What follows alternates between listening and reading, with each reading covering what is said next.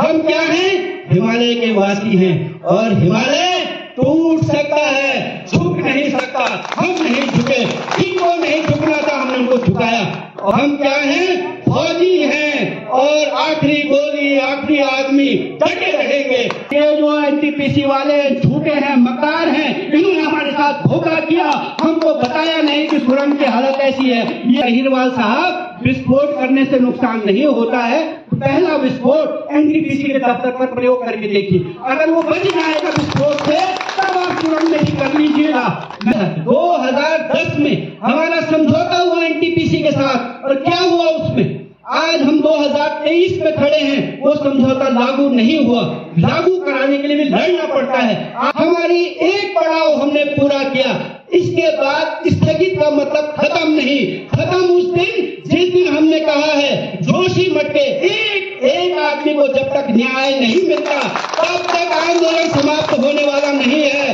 NTPC जैसी अहिंकारी company पर ताला लगा, उसी समझौते के तहत बाईपास का काम 450 करोड़ रुपए का काम जो है बंद है। यह आपकी जीत है, यह आपका संघर्ष है, यह आपकी हिम्मत है, यह आपकी ताकत है। आंदोलन नहीं छोड़ा, ये हमारी हिम्मत। सरकार ने साम दाम दंड भेद जो उनसे बन पड़ा वो किया। उन्होंने जाति का, धर्म का विभेद करने का, ऊपर नीचे का, गरीब अमीर का, हर तरह का हथकंडा अपनाया। जोशीमठ की तबाही के जिम्मेदार एनटीपीसी वापस जाओ। जोशीमठ की तबाही के जिम्मेदार एनटीपीसी वापस जाओ।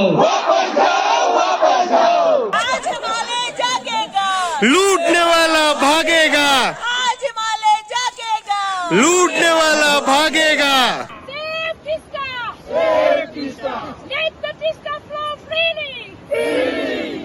All back NSPC. Go back. All back NSPC.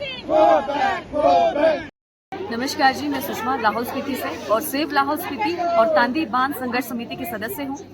जैसे कि आप जानते हैं, आज जोशीमठ जो है त्रासदी को 100 दिन पूरे हो चुके हैं, तो इसीलिए मेरे साथ आप देख सकते हैं कि महिला मंडल्स भी हैं। तो हम जो है ये, जैसे आप जानते हैं, लाहौल में टूरिज्म से बहुत ज़्यादा विकास हुआ है, तो उसी के साथ अभी यहाँ पर हाइड्रो प्रोजेक्ट और बांध बनने की बात आ रही है सामने, तो इसकी हम कड़ी शब्दों में निंदा करते हैं। क्योंकि जैसे हम रिक्वेस्ट करना चाहेंगे सरकार से और सरकार की निंदा करना चाहेंगे कि हमारे लाहौल स्पीति को, जो कि अनटच एरिया है, अभी तक चलो विकास हो रहा है, यहाँ पर टूरिज्म बढ़ रहा है, लेकिन हम नहीं चाहते कि जैसे जोशीमठ जैसी जो है स्थिति यहाँ पर आए। तो हम चाहते हैं कि ये हाइड्रो प्रोजेक्ट जो है यहाँ पर नहीं बनने चाहिए, तो ऐसा विकास हम नहीं चाहेंगे। तो हिमालय में प्रस्तावित बांध परियोजनाएं रद्द करो, रद्द करो, रद्द करो। क्या हुआ जो कुर्सियां बेगान, संसद मौन है। क्या हुआ जो कुर्सियां बेगान, संसद मौन है। क्या हुआ जो कुर्सियां बेगान, संसद मौन है। क्या हुआ जो कुर्सियां बेगान, संसद मौन है। वक्त ही बताएगा इन्हें कि हम कौन हैं। वक्त ही बताएगा इन्हें कि हम कौन हैं। चोरा कर बेधड़क हिमालय लूटते रहे। चोरा कर बेधड़क हिमालय लूटते रहे। भूखे असहाय गांव पीछे छूटते रहे। भूखे असहाय गांव पीछे छूटते रहे। सरकार ने साम दाम दंड भेद जो उनसे बन पड़ा वो किया। उन्होंने जाति का, धर्म का विभेद करने का, ऊपर नीचे का, गरीब अमीर का, हर तरह का हथकंडा अपनाया। व्यापारियों को कहा कुछ और, हमसे कहा कुछ और, दूसरे वालों से कहा कुछ, तीसरे वालों को ऐसे तोड़ा, उनको वैसे तोड़ा, लेकिन हम डिगे नहीं, हम डटे रहे। और डटे रहने वाला हमारे यहाँ एक साथी थे, सुबेदार मेजर शाह जी, एमएल शाह, उन्होंने यहाँ जिस दिन पहला भाषण दिया, उन्होंने कहा हम क्या हैं? फौजी हैं और आखिरी गोली, आखिरी आदमी डटे रहेंगे। आज मेरे को कल जो है रात को भी, आज सुबह भी उनका फोन आ रहा था, वो दिल्ली में मोर्चे पर डटे हैं, वहाँ 1 रैंक 1 पेंशन की लड़ाई है, वो फौजियों की लड़ाई में भी शामिल हैं, हमारी भी लड़ाई में शामिल थे। उन्होंने जो नारा दिया था कि आखिरी फौजी आखिरी गोली, और हम गोली खाते हैं सीने पर, और हमने अपना सीना जो है चौड़ा रखा, खड़े रहे, डटे रहे, और ये इसकी पहली जीत है। दूसरी जीत है ये जो साथी यहाँ आए हैं, 8 लोग जम्मू कश्मीर से, हिमाचल से, पिथौरागढ़ से, तमाम जगहों से आकर के, और ये आपके आंदोलन को बता रहे हैं कि हम वहाँ जम्मू में सुन रहे थे, हम हिमाचल में सुन रहे थे, पिथौरागढ़ में सुन रहे थे, हम अरुणाचल में सुन रहे थे, सिक्किम में सुन रहे थे, ब्रिटेन में, अमेरिका में, ऑस्ट्रेलिया में, जर्मनी में, फ्रांस में आपकी बात गई, लोगों ने सुना, वहाँ के टीवी चैनल पर आपको देखा गया, और आपने दोबारा से इस सिक्कों की धरती से, जहाँ से हमने पर्यावरण बचाने का संदेश दिया था, वहाँ से हमने धरती बचाने का, हिमालय बचाने का, उत्तराखंड बचाने का संदेश दिया, और ये लड़ाई आज जो है लोगों में उत्साह पैदा कर रही है। पूरे देश में ये जो विनाशकारी मॉडल है, विकास के नाम पर विनाश ला रहा है, वो मुख्यमंत्री जो कह रहे थे मैं झुकूंगा नहीं, मुझे झुकाया नहीं जा सकता, जो सरकार हमको तोड़ने की कोशिश कर रही थी, जिसने सारे हथकंडे अपनाए, जो मुख्यमंत्री हमको मिलने को तैयार नहीं थे, 1 तारीख जनवरी को जब हम लोग वहां गए, 1 मिनट उन्होंने मेरी बात नहीं सुनी। जैसे ही मैंने कहा कि साहब 150 परिवार वहां जो है अभी शिफ्ट किए जाने हैं, हालत बहुत खराब है, लोगों ने अपने घर की छतें जो है बल्ली पे अटकाई हुई हैं, लोग खुले आसमान के नीचे सोने को मजबूर हैं।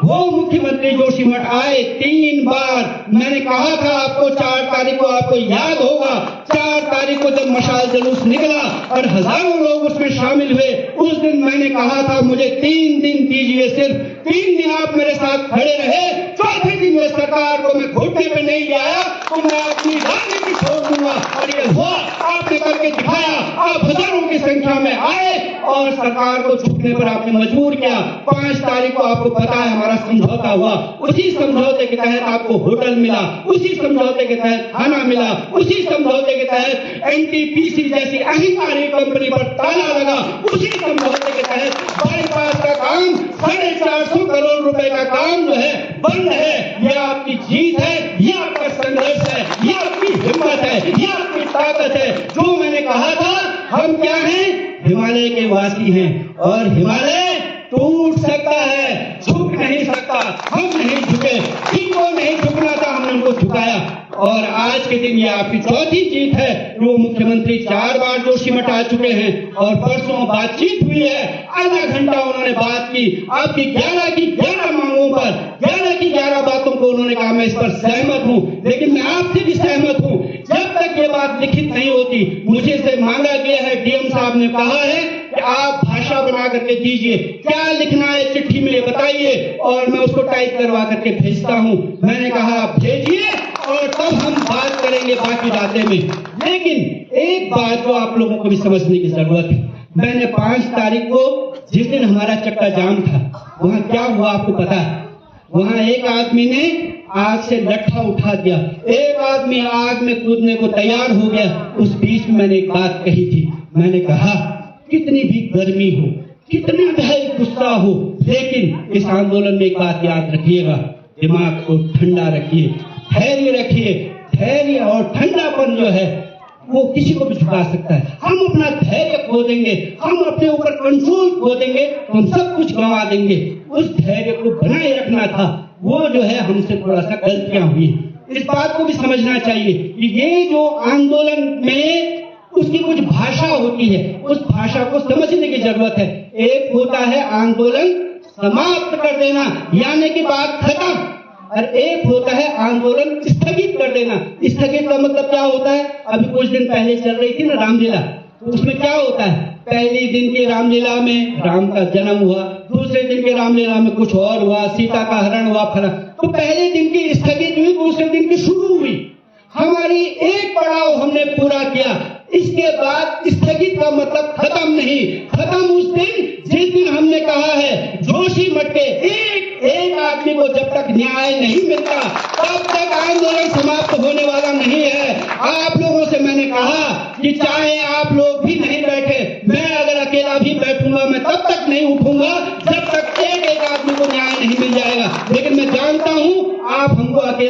बैठने देंगे। इसलिए जब तक पूरे जोशीमठ का पुनर्निर्माण नहीं हो जाता, हमारा स्थायीकरण नहीं हो जाता, जोशीमठ का स्थायीकरण नहीं हो जाता, जब तक जोशीमठ सुरक्षित नहीं हो जाता, जब तक आपका भविष्य सुरक्षित नहीं हो जाता, यह आंदोलन समाप्त होने वाला नहीं है। इन सरकारों को हम बहुत ढंग से जानते हैं, ये आज क्या कहते हैं, कल क्या करते हैं, इसकी प्रक्रिया कितनी लंबी है। मैंने आपको बताया कि जैसे ही वो शुरू होगा, कोई समझौता हो जाए, माना लिखित भी हो गया।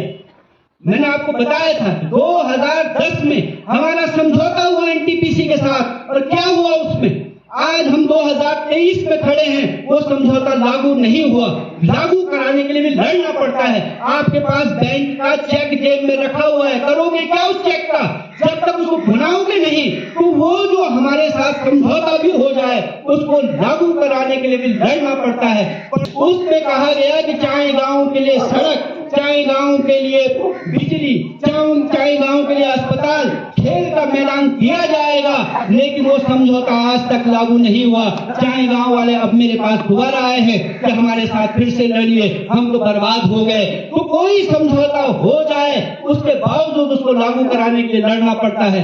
इसलिए इस बात को याद रखिए, ध्यान रखिए। मैंने बार बार कहा कि हमने एक बार मेहनत करके आपको यहाँ इकट्ठा कर लिया है, दोबारा यहाँ इकट्ठा करने के लिए बहुत मेहनत लगती है, बहुत साल लगते हैं। आपने भी बहुत साल लगाए। 2021 17 नवंबर पहला जुलूस, और उसके बाद 2 साल लग गया यहाँ इकट्ठा होने में हम लोगों को। इसलिए मैं कह रहा हूँ कि आंदोलन समाप्त नहीं होगा जब तक एक आदमी को उसका न्याय नहीं मिल गया। अभी पर वो जो कह रहे हैं जनरल वीके सिंह, वो कह रहे हैं कि हमको तो पहले से पता था कि जोशीमठ में भू धसाव हो रहा है, जोशीमठ खिसक रहा है, जोशीमठ जाने वाला है, हमको तो पहले ही पता था, इसीलिए हम बाईपास बना रहे थे। अरे भले आदमी, अरे जनरल साहब, कैसी बात कर रहे हो? सीमा पर खड़े रहे हो, जनरल बनाया आपको। सीमा पर खड़े होने का मतलब क्या हुआ? देश की रक्षा करने के लिए, यानी कि देश के दुश्मन से देश की रक्षा करना।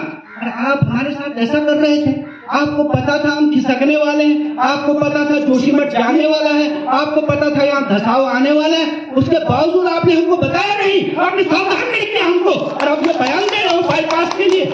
आप हमारी जड़ खोदना चाहते हो, गलत बात है ये। हमने कुछ दिन पहले यहाँ ज्ञापन दिया था, उस ज्ञापन में हमने कहा बाईपास बनाने की जरूरत नहीं है। बाईपास बनाने के बजाय आप ये कीजिए, आप जो है ग्वालदम से औली की सड़क लाइए, आप जो है नंदप्रयाग घाट से सड़क लाइए। हम ही लड़े 2018 में, और हेलम से जोशीमठ की सड़क आ गई। हम ही लड़े इस बात के लिए कि सड़क चौड़ी हो।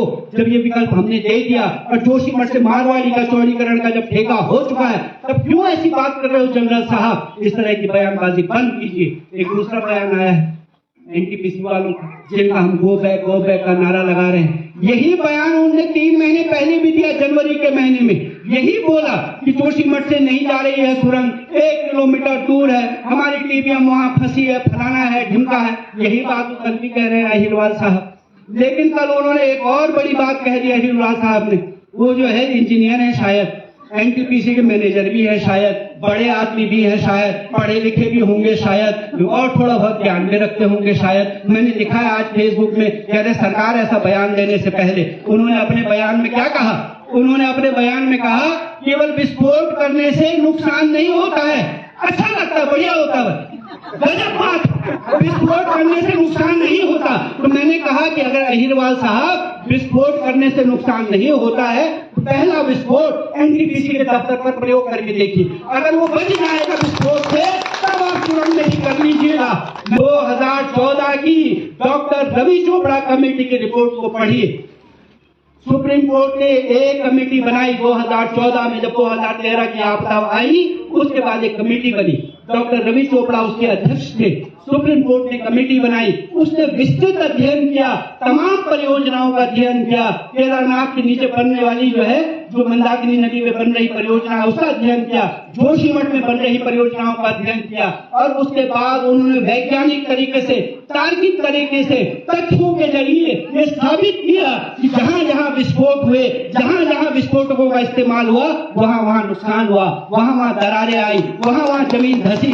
तो मैंने अहिरवाल साहब को कहा है कृपया उसको पढ़ लीजिए, उस रिपोर्ट के पेज नंबर इतने पर ये सब लिखा हुआ है, उसको पढ़िए।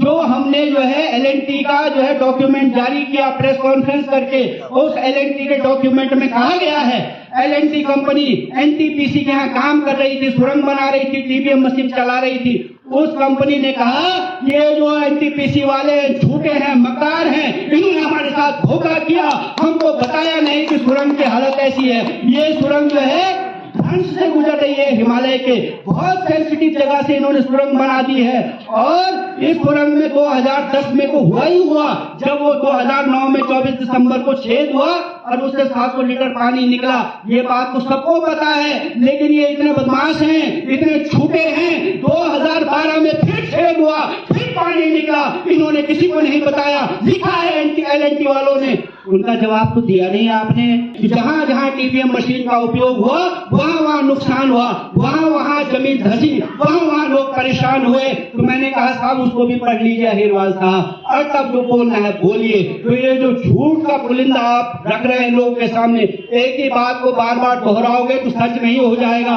अहिरवाल साहब कह रहे हैं कि 8 संस्थाओं की जो रिपोर्ट है उसमें हमारा नाम नहीं है। अरे 8 संस्थाओं ने जो अध्ययन किया वो रिपोर्ट अभी जारी नहीं हुई। अगर आपको मिल गई है तो हमको भी पढ़ाइए, हमको तो वो रिपोर्ट मिली नहीं। लेकिन जो हमको पता चला है वो जो रिपोर्ट है वो क्यों नहीं जारी हो रही है? वो इसलिए जारी नहीं हो रही है कि NTPC के बारे में जो उसमें कहा गया है उससे सरकार डर रही है कि परियोजना बंद हो जाएगी। NTPC वाले कह रहे हैं हमको 500 करोड़ का, इतने करोड़ का नुकसान हो गया। अरे मैं कह रहा हूँ NTPC वालों, इतना ऐतिहासिक शहर, सांस्कृतिक शहर, 1500 साल का हमारा इतिहास है, हमारा घर मकान जमीन जायदाद सब तुमने तबाह कर दिया, इससे बड़ा नुकसान क्या होता है? तुमको पड़ी है 500 करोड़ की, हमारा सब कुछ चला गया, आप उसकी परवाह नहीं कर रहे। तब हम ये कहना चाहते हैं कि NTPC जो कह रही है सरासर झूठ है, हम इसका खंडन करते हैं और इस बात को दोहराते हैं कि पूरे जोशीमठ की तबाही के लिए अगर कोई जिम्मेदार है तो NTPC है, उनकी सुरंग है, उनकी परियोजना है।